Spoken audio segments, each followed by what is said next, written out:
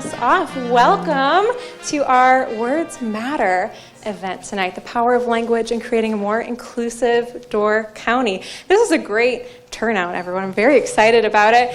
My name is Natalie Morgan. I use she, they pronouns. I am the DEI committee chair for the League of Women Voters of Door County. We're very excited to be putting on this event tonight. Now, the first time I wrote the script, I wrote it without talking about the League of Women Voters at all, which, you know, this is an event sponsored by them, so let me tell you a little bit about the League team. So, League of Women Voters' presence in Door County goes back 70 years now, like great decades of great work in Door County. We are one of 20 chapters in Wisconsin and one of the hundreds of chapters across the U.S. aligned with the National League, which celebrated its 100th anniversary in 2020, which was very exciting. So, a few things about the League, if you're not familiar. Completely nonpartisan. We do not support, oppose, or endorse any political party or candidate. Yet, we are a political organization for all citizens, dedicated to encouraging and promoting good government through transparency, access, and active citizen participation. We work to empower voters through activities like our candidate forums and voter registration, and we study and sometimes act on issues that impact our communities. Tonight's event is a great example of something that impacts us, right? The power of language. And we also work to eliminate barriers to full participation in our organization to prevent and eliminate barriers in our elected government bodies in the voting process and elections. So bottom line, right, there's this great quote that many people have given credit to: democracy is not a spectator sport. So we encourage everyone to get involved. All that support really helps. Vincent van Gogh has this great quote: great things are done by a series of small things brought together. So that's a little about the League. Tonight, however, we have 5 panelists, community members, dedicating some of their time to share their experiences and their knowledge very generously. Thank you all for being here. The ultimate goal is like creating more connections in our community. And the idea that came out of our committee meetings for this is, how can we help see each other better, right? The language we use is one of those important ways in how we connect to one another, how we feel seen and see each other. Language continually evolves, right? But it is one of our best forms of human empathy and understanding. So we have really great sponsors for this program too. Right On, PFLAG, Door County Civility Project, Destination Door County, Unitarian Universalist Fellowship of Door County, all great sponsors, so thank you. I also want to do our land acknowledgement here. We want to acknowledge that Door County, along with the lands of Sevastopol Town Hall that it's located on, are the ancestral homelands of the Menominee Nation. Currently, there are 11 federally recognized Native American sovereign nations in Wisconsin. Excuse me.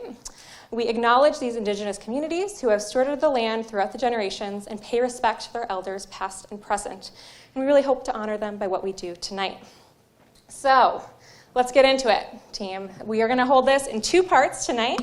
First, I'm going to introduce our panelists and give them each a little space to talk about their experiences, to talk about language and its impacts on them. And then the second part, we're going to open it up to some Q&A. So we'll give you a chance to ask questions of our panelists, have a little bit more of a discussion. I will help us out with questions if we need to keep that conversation going. If you're joining online, you can ask questions in the chat, and our moderator will read them out for me. All right, without further ado, very pleased to welcome Corey Battson, she, they pronouns here, who's going to be speaking about LGBTQ community. Stephanie Birmingham, she, her, a mental health therapist and disability advocate. Seth Wiederanders, he, him, a certified peer specialist at Jack's Place. And then Damien Howard, he, him, and Nickie Howard, she, her, will be sharing their experience around race in our community. With that, I am going to hand the floor to Corey, who has generously been voluntold to go first. Thank you, Corey. All right. So, first off, can everybody hear me okay? Great. When I was voluntold to start, I started thinking about how I wanted to open and what I could say, and honestly, I think the first thing that I can say that I think will apply to everybody on this panel as we go forward is when we're talking about our language, when we're talking about inclusivity in what we say, how we write, how we speak, and how we engage with the public around us, we cannot make assumptions. Nothing that our individual lives are not always public. The things that we say, or the things that we identify as, the things that we deal with, the things that we're proud of, the things that we struggle with, are not public all the time. And that goes for anybody in here. And as we talk about this topic, I think it's abundantly important that we remember that, especially when we are trying to get in, kind of into the perspective of other people. So as we talk today, and as I start to talk about LGBTQ topics and words and language, and as we talk about all of our various topics tonight, I would encourage you to remember that assumptions are not something that we can do. We say pictures are worth 1,000 words, but our pictures, our public images, are really just the cover of a book. And the phrase goes, you can't judge a book by its cover. You need to get to know it first. So in this case, I would encourage us, as we talk, to always keep in mind that we want to get to know the people around us. We want to build that sense of empathy and that sense of understanding with the people we engage with. And that is why language is so important to all of our communities, both just in a public sense and from representation of minorities, of people who maybe always don't feel represented around us. To start things off, we gratefully said all of our pronouns, or had all of our pronouns listed here. This is a big one that is just, it's going around the nation. It's something that is consistent. And pronouns are just one of those things that help us interact and engage and identify. And in my case, and in an LGBT person's case, a lot of times it has a lot to do with how we are seen, how we feel seen or welcomed in a community, and it is a sign or a method of understanding respect. When I say my pronouns are she or they, so she, her, they, them, both are fine, what I'm saying is, please address me by this. This makes me feel human. This helps me recognize that you see me. I'm not just, another face in the crowd. I'm someone that you're willing to engage with and talk with. And so when I say those pronouns, that's what I'm asking of the people that I'm talking with. In the same vein, any pronouns you share with us, I do my absolute and utmost best to respect those as well. That was an echo. Love that. When we talk and when we communicate from I guess I'll start diving a little bit further into LGBT issues, and specifically LGBT as a community in Door County, beyond, and really in the nation, because it's been something that has been hotly discussed over the past few years. And when I say that we just want to live a normal life and be respected, I mean it. I can't speak for every single person in the LGBT community. I only represent, my own identities only represent a small fraction, and we are not a homogenous group. We are very different. We are very unique. Everyone may have different identities, different sexualities, different understandings or acceptances of certain languages and words being used to describe them. But I can speak to my own experiences, and I guess I'll share a little bit about that tonight. I have had a number of interactions throughout my time since coming out, since transitioning and being the person that I know I am. both positive and negative. I can speak to a number of times where I have been in graduate classes and I've had situations where professors do not recognize my pronouns or identity, and I've had wonderful students who have helped correct that and stood up for it. I've had situations where people mistake or misgender me on occasion and correct themselves so much so that it becomes almost more of an issue than if they had just said, just corrected their use of pronouns or corrected what they said and just moved on normally. So I want to kind of go into that a little bit today, and I don't want to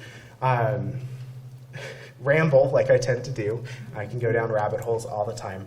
But in this case, I want to say that when you're engaging with somebody like myself or someone of a LGBT community or someone who identifies as an LGBT person, there's going to be a lot of talk tonight about people first and identity first language. And in many cases, for the LGBT community, that is very much, there's a lot of focus on identity first language. There's a reason it's considered pride.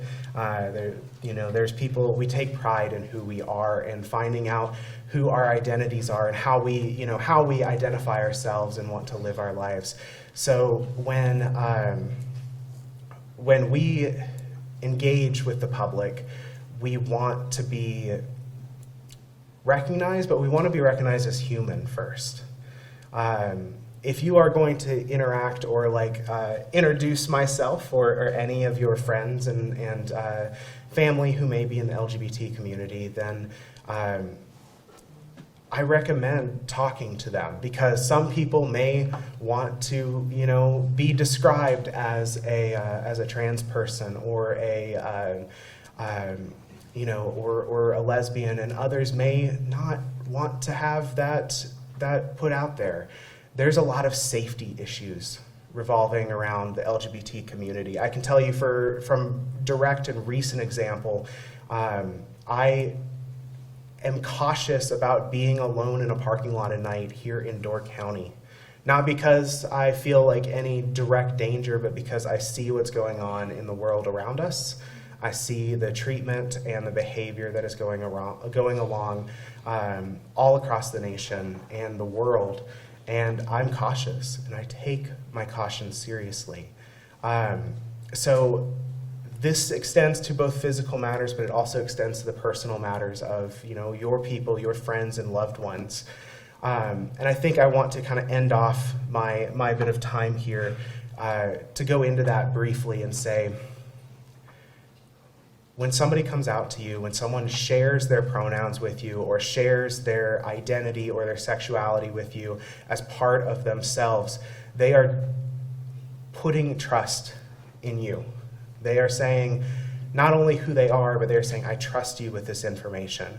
And it may be easy, or you may be driven or think that it would be a great idea to take that information and share it with your friends and family, or share it with the people around you to try to protect, and respect those persons' pronouns or identity. But you should communicate and talk with that person heavily beforehand, because our lives are not always safe. When we come out to somebody, we may not be out to other people, or more specifically, family.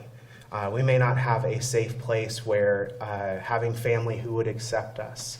And so if you take that information and go public with it and try to defend them in all the best intentions, but you kind of spread that and tell their story instead of letting them tell their story at their times and at their preferred methods, then you may wind up putting them in more harm or more danger than what would have been had they just stayed silent.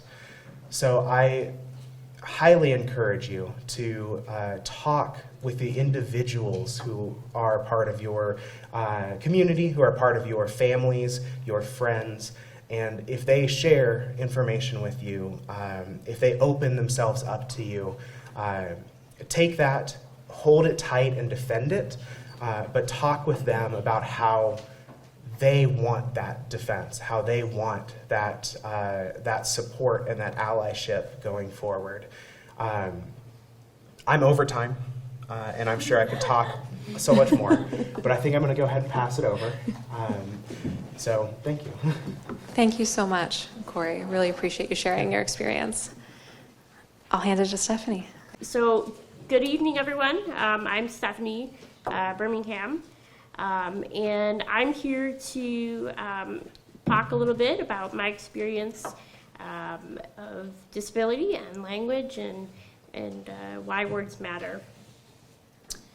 So, one of the things that you had talked about, and I think is really important, and I often, anytime I'm sharing my experience, I always put out the caveat first that I can only speak from my own individual experience. That's really the only authority I really have, is because that's the experience I know best. With that, there are some common things that, being a part of a larger community, being the disability community, that we talk about, and we have some common experience. And even in that, there still is diversity. So what I share tonight is sort of my experience, but it's also not something written in stone. One of the beautiful things about language is its power to heal, but it also has the power to destroy. And I think tonight is really about finding ways and words that can heal and bring us together and not separate us. The other thing with language that I think is really important is that it is fluid. It changes. So, for example, in the disability community, a word that used to be very sort of sort of like you don't say that, was the word crip or crippled. But there's been a movement within the disability community that some have chosen to actually reclaim that word and will use that to describe themselves. Personally, it's not a word that I ever really grew up using or desiring to use, so it's not something I typically use for myself. But if anyone can think about the Netflix documentary that was, I don't know if that was maybe a couple years ago already, but that was called Crip Camp, right? So I think the in some ways kind of the beauty of reclaiming that language is, one, my guess is it captured a lot of people's attention, because historically, right, crip or crippled has sort of been like, yeah, you don't use that word, right? So first of all, that I think gathers someone's attention, but then to sort of understand and watch that documentary and see how for those individuals it has been about sort of taking back that term. And there's other words that are similar to that, in that they've had a historical sort of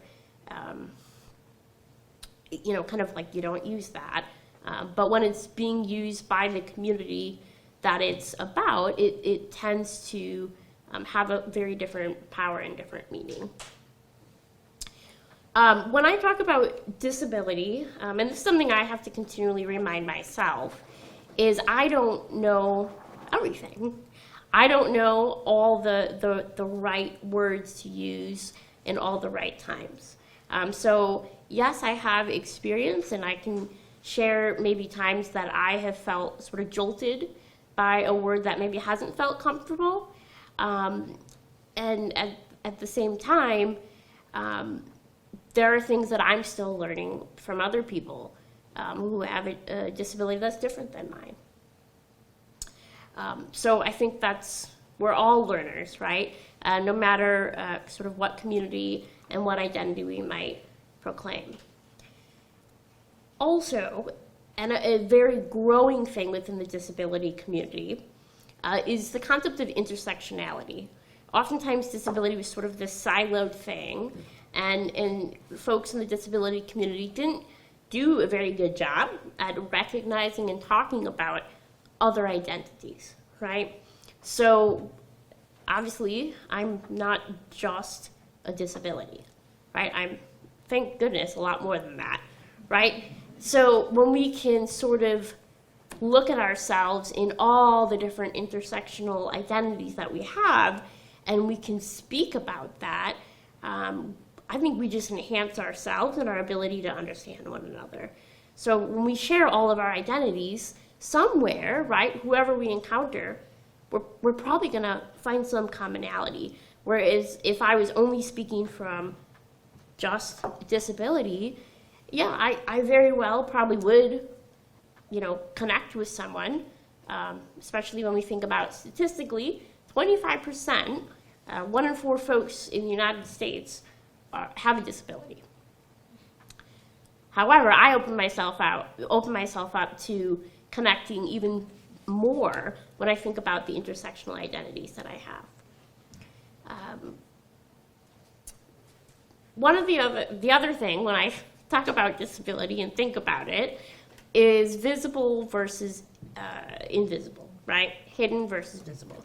So I don't have a choice in whether I'm going to disclose, right, that I am a person with a disability. Most folks, when they see me, I mean, right now you maybe can't see my chair because I'm kind of hidden, although you probably see my headrest. So that isn't a choice for me. But there are folks who have different disabilities that it is not apparent. That is a whole nother sort of area that I think is important to think about. When you're using like specific words, there's all sorts of, I actually printed them for myself even, like manuals and sort of guides, right, on kind of like the do's and don'ts of talking about disability. And what I would encourage, first off, is to just ask the person how, especially if they've identified that they have a disability, ask them, how would you like me to talk about your disability? How would you like me to understand it or refer to it? And there are situations where it's not really necessary to even refer to it and to talk about it. So to not over focus, frankly, on disability. For someone like myself, when people sort of approach me and act like I don't have a disability, that also gets very awkward. To me, it's sort of like, well, let's just at least address the elephant in the room here. I have a disability. And it's okay, right, that we can have that mutual acknowledgement. And you can still ask me, like, how do you want me to talk about it, right? So when sort of all else fails, ask. Because the person's going to be the best decider of how they want to be talked about, frankly. And if it's something that they even want to talk about or want referred to.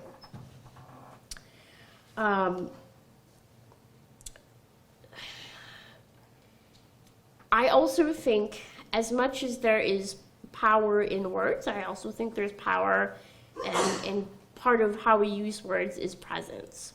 So how are we with someone? Not just what we say, but how are we sort of in the way we share the space with someone. And I do think that there are some situations and times that, frankly, there aren't words. And that's where being mindful of your presence can also be as powerful as words. And some of that comes just from my experience as a mental health therapist at the county jail. There are some things that are shared and some things that people are experiencing that there aren't words for, except to just sit and be. I don't necessarily want to go through every single disability, but if somebody has a question about, how do I talk about this particular, category of disability, I'd be happy to kind of share my thoughts on that. I'm going to wrap it up at that. So Thank you so much, Yeah, Stephanie. thanks. Appreciate it. And yeah, we're going to have plenty of time for questions at the end. So if there's questions that are coming up, write them down. There's little notes in the back of your program if you'd like, or just keep it in your mind. But thank you for sharing that. We will pass the mic to Seth. First off, as Stephanie was saying, that there's different degrees of disability, different types of disability. Could you speak up a little bit, Seth? Sorry. Mental illness is one of the disabilities that you may not see, you may not recognize. I personally was diagnosed in 1992, and what we talk about with mental health is, and the thing to overcome there is stigma.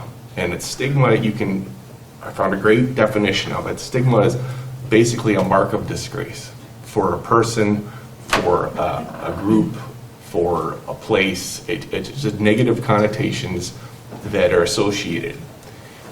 With mental illness and specifically, there's the diagnosis, there's the treatment. Mental illness, it often requires medication, and the medications have side effects. More often than not, you can tell if someone is overly medicated, and people are not always polite about things like that. They will call you out and point fingers, but the medications have side effects. They make everyday activities difficult. People may notice the physical effects of the medication, and the medication in a lot of cases is very, very essential to treatment. Derogatory terms are how stigma is verbalized. So the person first type way of addressing mental illness is something that we, as a peer specialist, I have to remind myself of this daily. And even writing notes, I had to think, what is the proper way to describe a particular mental illness or a particular person who has a mental illness. The misconception, which is part of the stigma there. The misconception is that mental illness makes you a threat, makes you poor and homeless, makes you a criminal, and that's the stigma that we need to address. And that with your language, you do well or you do worse with your terminology. Most of my experience in the mental health field was been with Jack's Place. Now, Jack's Place is a mental health drop-in center in Sturgeon Bay, Wisconsin. We opened in 2006. A quick history of Jack's Place was opened with memorial money from my younger brother, who took his own life in 2005. So. And we like to think that Jonah would have really benefited from a place like Jack's Place. Jonah suffered from schizophrenia. He was a wonderful brother, friend, and son, and you wouldn't know that he had that particular affliction because he didn't speak of it. He was a very outgoing young person, and he would talk to anyone in the room, but he'd never bring up his particular diagnosis. And that said, Jonah and I shared the same diagnosis, kind of, in different variations of schizophrenia. But even when he was alive, we never had the conversation. We never compared symptoms. We never just kind of hung out and acted like brothers would. So, yeah, he was a young man with severe and persistent mental illness that eventually took his own life. Okay.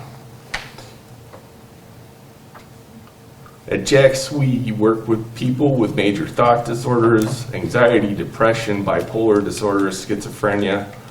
And these are inherently scary terms describing what can be a very confusing illness. The thing we have to realize, though, is the worst thing you can say to a person struggling with mental illness is you're crazy. So it's important to realize that mental health is not a death sentence and that people can overcome their symptoms and lead healthy, productive lives. And once again, we'll focus on how to speak of this and speak of something that's not looked upon as a positive. And I'd say in conclusion there, a person with a 30-year-old mental health diagnosis could be sitting right next to you and you might not even know it. Thank you so much, Seth, for sharing. Appreciate that. All right. Last but not least, Damien and Nickie are going to share the mic here. Go ahead. Yeah. Well, we've gotten used to this. Hi, everybody. Is this okay? Yeah. Okay. I just want to start off by saying what Corey said and what Stephanie said and what Seth said. One thing hit me particularly was that Stephanie talked about intersectionality. So that means that all of us have, like you said, something in common. So all this together, whether we speak about race or whatever, or disabilities or LGBTQ plus or mental health, all of it hits the human race, right? Mm-hmm.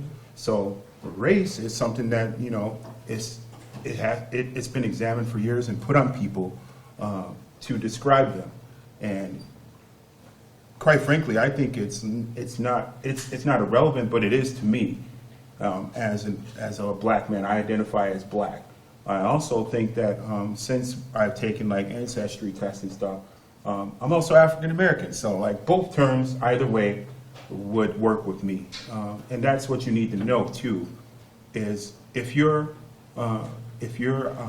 conversing with a person of color, they might be black, they might be indigenous, they might be island nation, wherever, but you have to know what terms to use, right? Because not all black people identify as black or, BIPOC, or you just don't know.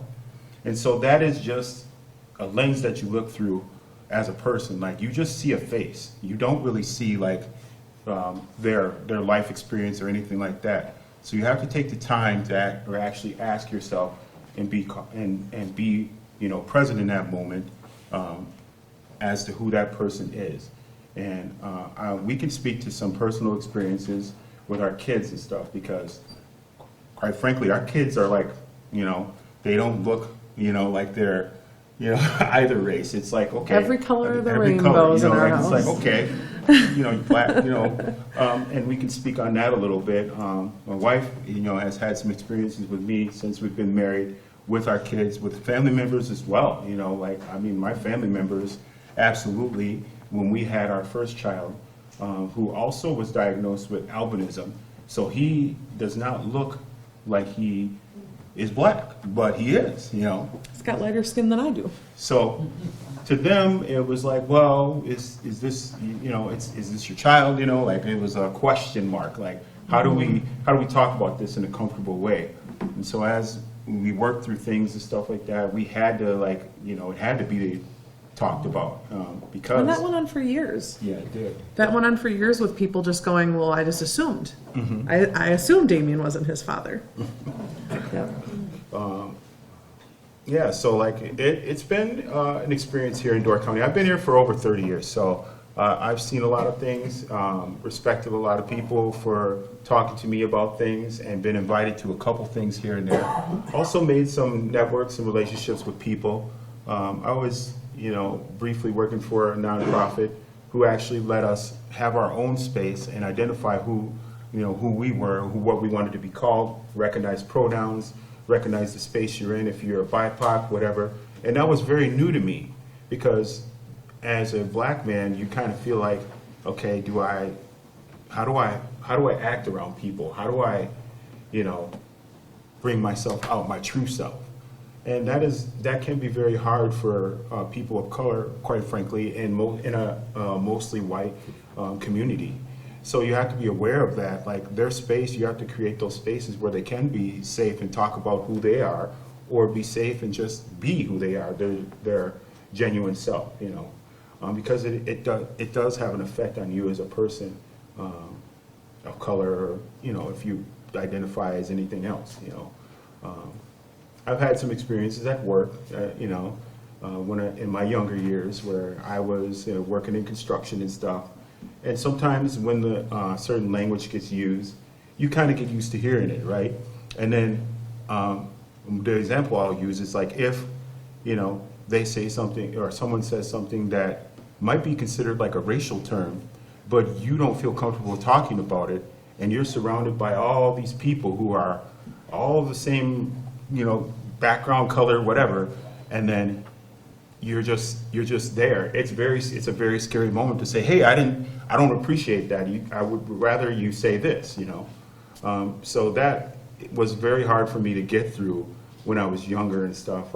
Just trying to figure out who I was and feeling comfortable telling people, you know, that's not right. You should not say that, or this is what you should ask. You can't just assume that I am this person, you know. So it was very hard to work through that.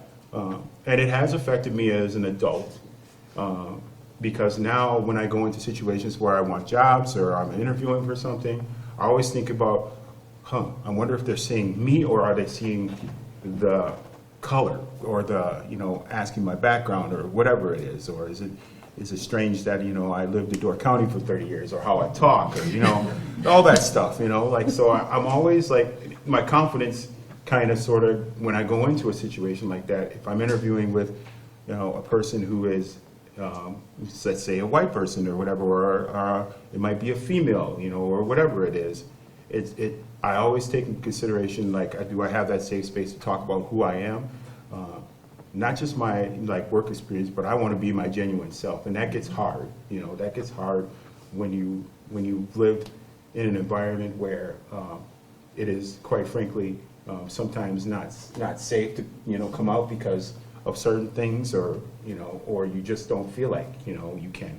Because, like, my younger experiences were, some of them were not so good in this community, you know, as far as, like, police activity and things like that. So you just have to be able to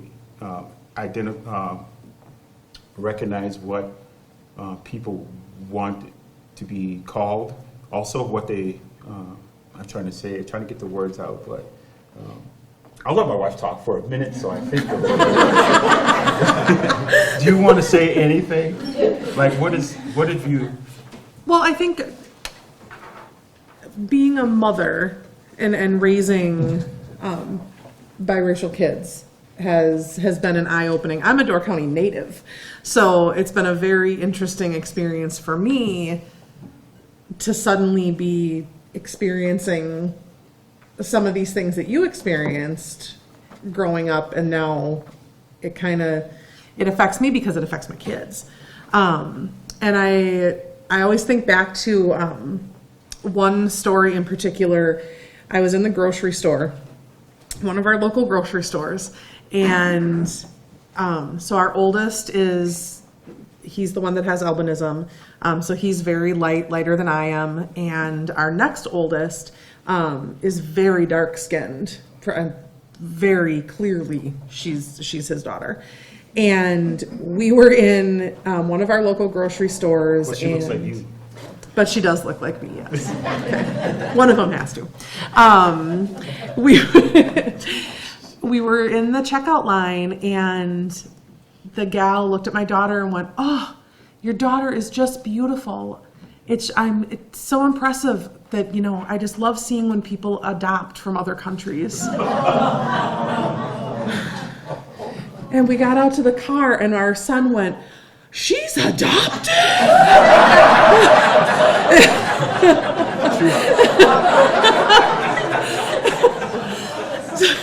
Yeah, it started. I did call the grocery store after we left and had a conversation. about that, and we can laugh at it now. This was many years ago, and I can have that sense of humor about it now. But at the time, I was not laughing. I was so angry, and just to suddenly see like this is what our kids are going to have to deal with, and some of the things that our son has been asked. Being a lighter skinned individual growing up in a mixed household, he's had kids who have asked him, so would you ride the white bus or the black bus if there was still segregation? Like, just, yeah, like, why? But those things that really have hurt them to their core, I think, that, they've had to deal with growing up. So, I guess that's my experience is just being a mother to our kids and seeing the struggles that they go through with in school and out of school. So yeah, I don't know if you have anything else to add. I just want to say that when you experience things on a different level than I do or anyone else here, right? So we all need to take those shared experiences and try to, talk about them in a decent way, because we're all human, right? We all have these biases and things that are normal for human beings. But when it comes to kids and stuff, that's the hardest part. When you hear kids say certain things and language, that has to be they heard it from somewhere or it's taught. So be aware of the language that you are using. Be aware of how you are in a space with a person, whoever it might be, because they're watching, and we're all responsible for the way we treat each other. And our language is the most important thing, as Corey said before. So thank you guys. And I will just add real quick. There's one thing that I always tell my kids. And I don't know if you've ever heard me tell the little ones this story, and I had seen it on Facebook, and some of those memes are always silly, but it really hit home for me. And there was a story about a mom who took she was trying to teach her child a lesson about their words and squeezed out an entire tube of toothpaste onto a paper plate and said, these are all the words that you just said and how they affected your friend. See if you can get it back in here, and how you can't get that toothpaste back in that tube. And once those words come out, you can't get them back in. So the kids are listening. They hear everything. But having a place like this where we all can speak on it and talk about it is so important. It's a good thing. Thank you for coming. Thank you so much. Can we give a hand for their